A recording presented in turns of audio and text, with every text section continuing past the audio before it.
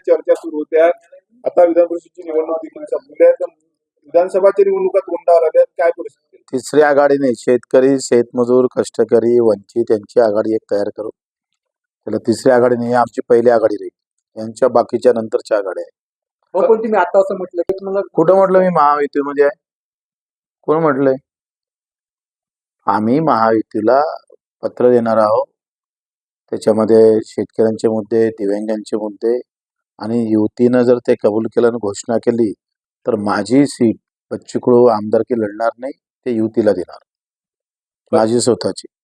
त्यांनी जर आमच्या मागण्या पूर्ण केल्या तर लढायची काय गरज आहे? मग तुम्ही निवडणूकच लढणार नाही, त्यांनी घोषणा केली तर काय म्हणजे मागणी आहे मागणी तुमच्या? आमचं आहे पेरणी ते कापणीपर्यंत सगळे कामं MRGS मध्ये झाले पाहिजे. 50% नफा धरून भाव जाहीर केला पाहिजे. दोन पैकी एक तरी काहीतरी केलं पाहिजे. दिव्यांगांना 6,000 रुपये महिना.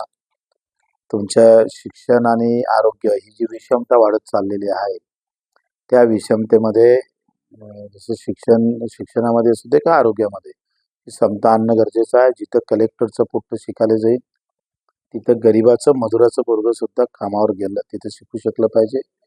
या सगळ्या मागण्या घेऊन आम्ही 18 प्रकारच्या मागण्या त्यांना देणार आहोत आणि ते जर मान्य केलं तर बच्चू कडू आमदारकीच लढणार नाही. त्यांनी मान्य करून घोषणा केल्या पाहिजे.